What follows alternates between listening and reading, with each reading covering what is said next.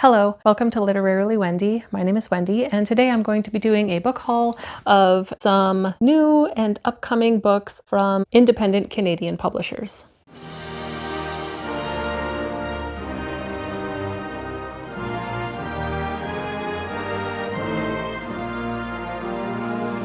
So I was recently invited to attend the Indie Book Buzz event for book influencers, and it is an event that's put on by some independent Canadian publishers, including Biblioasis, ECW Press, Coach House Books, ECW, House of Anansi, and Groundwood. But I just thought I would let you all know that all of the books that you see today, I did not buy myself. Thank you so much to these independent publishers for sending these to me free of charge. I was able to choose which ones I wanted.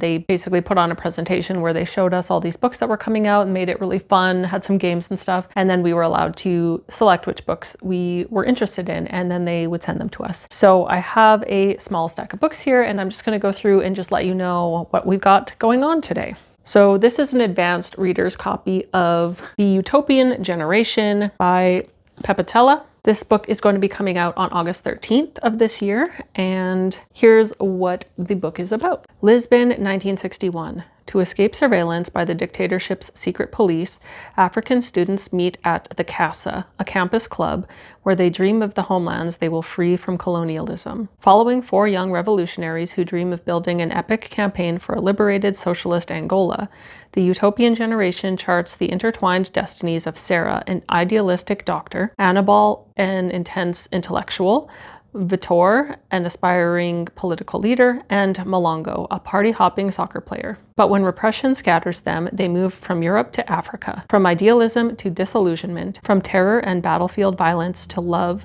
loss, grief, corruption, and cold-blooded calculation. Vast in scope, yet intricate and revealing in its insights into the psychological tensions of colonialism, The Utopian Generation is widely considered in the Portuguese-speaking world an essential novel of African decolonization, and is now available in English translation for the first time. So sounds like this is a book that has been out, but has just recently been translated.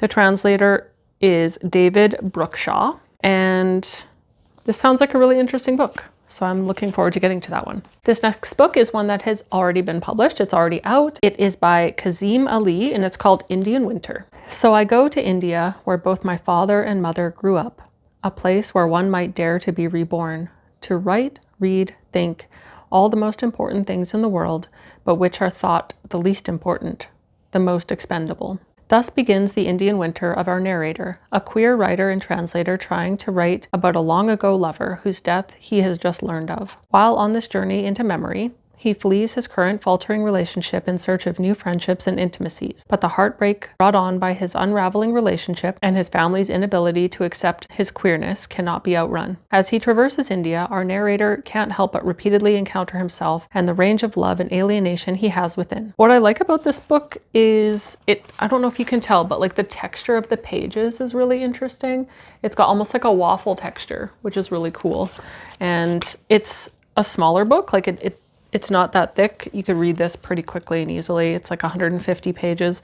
So I am very much looking forward to this one. This next book is called In Exile by Sadia Ansari. And this is put out by House of Anansi, and the back reads as follows. In a deeply personal investigation, award-winning journalist Sadia Ansari takes us across 3 continents and back a century as she seeks the truth behind a family secret.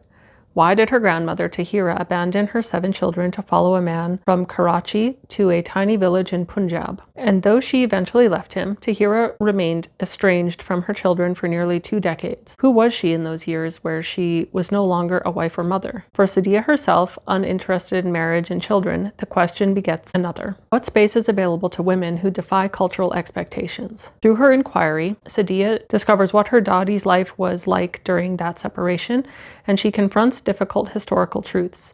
The pervasiveness of child marriage, how partition made refugees of millions of families like hers, and how the national freedoms achieved in 1947 did not extend to women's lives. She sees the threads of this history woven through each generation after and finds an unexpected sense of belonging in a culture that, at first blush, shuns women for wanting lives of their own. I really like the cover design of this one as well. I think it looks so cool. So yeah, it seems like it'll be a really interesting, I feel like I'll learn a lot in this book about things that I currently don't know about. The next one is a 2-pack, basically. So this one came out this year. This one came out a few years ago, but they allowed us to request books that weren't as part of the presentation. So this is sort of a precursor to this one. So look at how beautiful these covers are though. These are from Premi Muhammad, and the first one is called The Annual Migration of Clouds. This is a very successful book that they came out with. This one came out in 2021, and here's what it says on the back. The world is nothing like it once was. Same. Climate disasters have racked the continent, causing flood shortages, ending industry, and leaving little behind. Then came CAD, mysterious mind-altering fungi that invade the bodies of the now scattered citizenry. Reed, a young woman who carries this parasite, has been given a chance to get away, to move to one of the last remnants of pre-disaster society. But she can't bring herself to abandon her mother and the community that relies on her. When she's offered a coveted place on a dangerous and profitable mission, she jumps at the opportunity to set her family up for life. But how can Reed ask people to put their trust in her when she can't even trust her own mind? With keen insight and biting prose, Premi Muhammad delivers a deeply personal tale in this post-apocalyptic hope punk novella that reflects on the meaning of community and asks what we owe to those who have lifted us up. Post-apocalyptic hope punk. I kind of love that. And then this is, I think, the sequel to that one. It's called We Speak Through the Mountain. Traveling alone through the climate crisis ravaged wilds of Alberta's Rocky Mountains, 19-year-old Reed Graham battles the elements and her lifelong chronic illness to reach the utopia of Howe's University. But life in one of the storied domes, the last remnants of pre-collapse society, isn't what she expected. Reed tries to excel in her classes and make connections with other students, but still grapples with guilt over what happened just before she left her community. And as she learns more about her life at Howe's, she begins to realize she can't stand idly by as people of the dome purposely withhold needed resources from the rest of humanity. When the worst of news comes from back home, Reed must make a choice between herself, her family, and the broken new world. In this powerful follow-up to her award-winning novella, The Annual Migration of Clouds, Premi Muhammad is at the top of her game as she explores the conflicts and complexities of this post-apocalyptic society and asks whether humanity is doomed to forever recreate its worst mistakes. I feel like these books will be very appropriate for me currently. I kind of feel like the world already ended and we're all just waiting to die. So I think these will be nice books. Hopefully they will give a little bit of that hope punk. We could all use a little of that. Michelle Winter's Hair for Men is a book that came out this year. It's the second novel from this author, and I just really like the cover design on this one. I'm a sucker for black and white. Here's what it says on the back. Spurred by adolescent trauma, Louise adopts a life of hardcore punk violence until she stumbles into a job at a mysterious men's hair salon, where her unique relationship with her clientele shows her a more perfect world, or so it seems. When the world is overturned, she flees to a marina on the East Coast, where she lives free from reminders of her past, except the duffel-bagged ones she jettisons nightly in a forsaken cove. But on the day of the Tragically Hip's 2016 farewell performance in Kingston, a man surfaces from the Bay of Fundy, rousing long dormant urges and giving Louise an unexpected gift, the chance to make things right. Funny, warm, and furious, Hair for Men is a subversive exploration of gender, forgiveness, and chucking convention. So cool.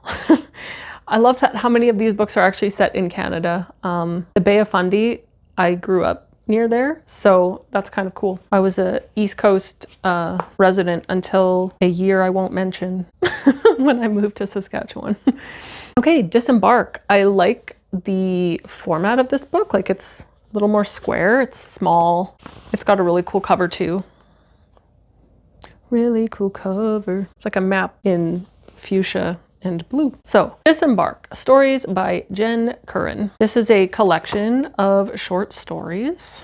There is kind of what the contents are looking like on this one, and I will read you what it says on the back about it. The stories in Disembark feature queer characters navigating new worlds, new circumstances, and new methods of relating to the people around them. With resonant imagery and clear lyrical prose, Jen Curran weaves vibrant narratives showcasing queer relationships, be they platonic, romantic, or somewhere in between. A banshee shacks up with a lesbian couple in a rocky relationship. A lonely teen is gifted a knife by their mother's boyfriend. A queer woman finds herself heartbroken when her best friend fails her at a crucial moment. And a young alcoholic hashes things out with their mother in the afterlife. In modes both realist and fantastic, the profound and eloquent stories in Disembark provides a glimpse into the unexpected, offering insight into the ways we relate in this world and in worlds beyond. It's a nice floppy book as well. I love a good floppy book, as you may know, and this looks like it'll be a really interesting collection to read. The next one is called Sorry About the Fire by Colleen Coco Collins, which is such a cool name. By the way, this is a book of poetry and it's very thin, as you can see. I might just read this later. All right, so I will read to you what it says on the back. With a voice as ungovernable and determined as Prometheus, who stole fire from Zeus only to face dire consequences, Colleen Coco Collins' debut poems are daring dispatches from beyond the margins, light-filled flares sent up from the edge of language, sentience, land, and story, drawing on all of her multidisciplinary enamorations and rendered through the triple vision of her Irish, French, and Odawa heritage. Sorry About the Fire introduces not just a poet, but a stunningly original sensibility. I'm intrigued. So this came around at kind of a perfect time because I've been trying to expand on how much poetry I've read. Up until a few years ago, I had maybe one or two poets that I really liked that I discovered when I was in high school, and I never really expanded beyond that. So it's kind of nice to have something like this that will just allow me to check out a new poet and see what I like. Another short story collection that came out this year is called Hello Horse by Richard Kelly Kemick. This one's put out by Biblioasis, and here's what it says about these stories. A teenager's job mucking stalls at a dog track takes a strange turn when his co-worker finds a new religion at odds with winning streaks. Two brothers set out in search of fame upon the frozen waters of a subarctic lake. After her mother's death, a high school student tries to make rent by winning the Unitarian Church's annual Young Writer Short Story Competition. An incarcerated man considers the nature of justice between shifts with his fellow inmates at nations at war, the ultimate live-action experience for tourists eager to learn about the Canadian Civil War. Spanning states and provinces and featuring an apocalypse, coterie of ghosts, nuns on ice,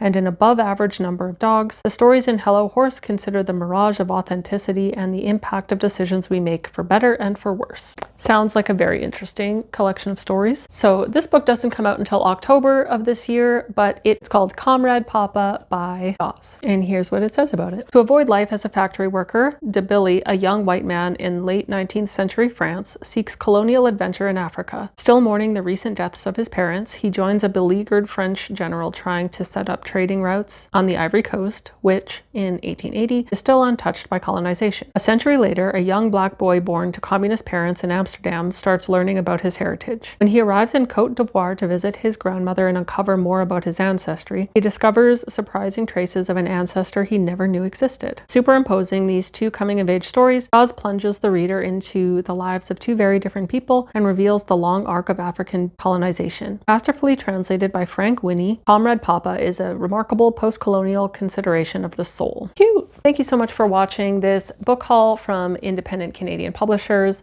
I really hope you enjoyed and have seen some books that maybe you would like to pick up yourself. I will leave links in the description to where you can find these books. Let me know in the comments down below who your favorite independent publisher is and which books you would recommend from them. If you like this video, please do subscribe, and I will see you on the next one. Bye!